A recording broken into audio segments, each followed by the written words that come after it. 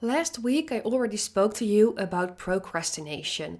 I gave you some general tips to overcome this behavior and to start actually performing your tasks instead of procrastinating them. In that episode, I also said that I would make a follow up episode because procrastination is also linked to your personality style.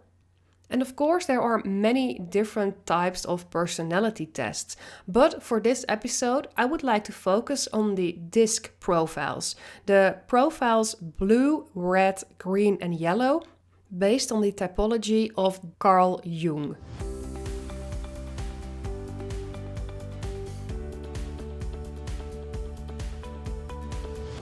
If you don't know what your personality color is or which one is the most dominant in your case, then first, before listening to this episode, do a test online. I will link to a page where you can do a free test so you know which color in your case is the most prevalent.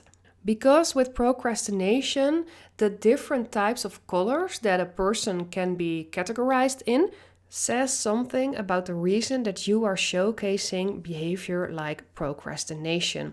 And that means that there are different ways of dealing with it. The first color I would like to highlight is blue. Someone with blue as the most apparent color is someone who is really into detailed planning. It's someone that can end up in overanalyzing, thinking about every tiny thing that could happen, that could go wrong, every teeny tiny step that you could take along the way to your goals. And of course, for every personality color, the factors that make it a risk for you to fall into procrastination behavior are also your strong sides. Because these are the things that you are so good at that you can really use that as your power and really use it to reach your goals, for example. But there's always that tipping point that it ends up being a hurdle instead of a power. So when blue is your main color, you make very detailed plans. And that means that you never start actually doing the task or start with your project. What can help in your case is that you decide a certain date that you have to get started, or say when it has to be finished. For example, if you would like to make an online course, you can stay in a phase of planning for way too long. I know people that are planning an online course for years. So what will help in that case is that you say on this and this date, I will get started. I will videotape my first video for the course. Or I will already start selling my course and on this date it will be finished so people can actually start following that course.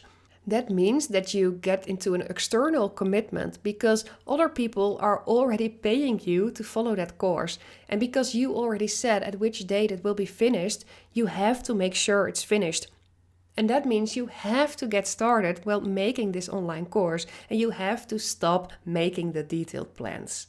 If yellow is your dominant color, that means that you will start several projects at the same time. Because you love to start new things, because you're so enthusiastic, you're so excited to start with everything, but you don't finish anything. So you have all these unfinished projects in your head, on your computer, wherever you are following them. You are more into the big plans. You have a whole big picture of the future for you, but you find it hard to make the small details. So like things that a blue person is very good at is something that you struggle with. What will help in your case is to organize all the information and make sure that you work with a structured approach to your project. And also to stop starting 100 projects at the same time. Think about your future. Think about what is the main goal that I'm looking forward to. What is something that I'm working towards to. And then with all those great projects that you think of, you can decide, will I start, yes or no? Because does it help me with reaching that big goal, yes or no? And if it doesn't help your big goal, you can say, okay, I won't start it. And that means you can focus on finishing the projects that will help you achieve that big goal. If your most dominant color is green, that means that you are a little bit hesitant because you have Some kind of fear for some things you don't know. You're like, I don't know how that will end up. I don't know how that will go. So, no, I won't start it. And the bigger the plans are, the bigger the future is that you envision, the less you will take actual action for it. Because you are like, oh my, it's so big, I just don't know how. So if you just listen to the person with yellow as a dominant color, they are all for the big plans. They like that big picture. But you, with green as a dominant color, you are like, just make it a little bit smaller. So that immediately is my tip for you. Make it smaller. Cut your projects in smaller pieces. Make it into small partial projects so it isn't that big and you can oversee it way better. And to make sure that you aren't afraid for not knowing what will happen, you can of course take actions to do know what will happen. Just sit down and write out everything that can happen, everything that can go good, everything that can go wrong. Because in that way, you can make an estimation about the things that you will encounter along the way when working on your project. And that, in its turn, will mean that it is less unknown to you, so you will be less afraid and will start. And then finally, if your dominant color is red, you like to take risk and you don't like to wait. You're like, well, let's go, let's start, let's not think about it for way too long. Let's just go and I don't mind what will happen. Everything will end up okay. But that means that you, for example, with procrastination, you wait too long and you leave everything you have to do until the last moment. And if other people are dependent on you, that can be problematic because, for example, if you wait until Monday and people need your work on Tuesday and that Monday you get sick, like really sick and not being able to work at all, that means you have to disappoint the people that are waiting for you on Tuesday for your work that had to be finished. Well, you had time enough weeks before, but you were like, well, that task, it only takes 3 hours. Why should I do it now? Oh, I'll do it at the last moment. Although you will probably succeed in those 3 hours, you never know what will happen. Maybe your dog gets sick and you need to go to the vet on that Monday afternoon.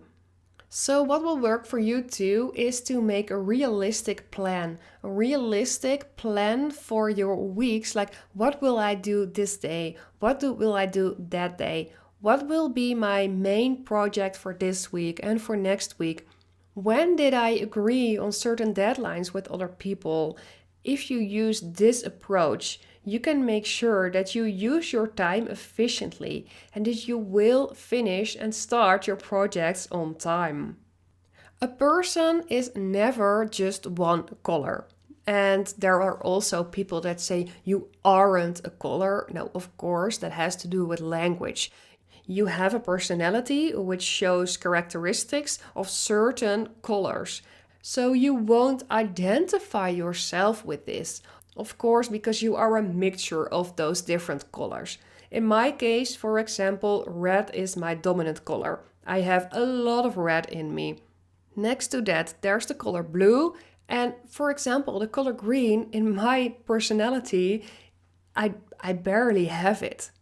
But that means in my case, I can help people that have a lot of green and can't oversee projects, for example, because I can help them with that. In this episode, I showed you several ways, extra ways of dealing with your behavior of procrastination. Of course, it's useful for everyone to make sure you work with a plan, with a strategy, to make your project smaller, to make it into tiny, separate projects. And of course, another very good approach is to create accountability. Make sure that other people know what you're planning on doing and make sure you give a deadline to that. Because in that way, the other people with whom you create the accountability can hold you accountable. They can say like, oh, you said you would have it finished at the 1st of September, and now it is the 3rd and it's still not finished. How come? What happened?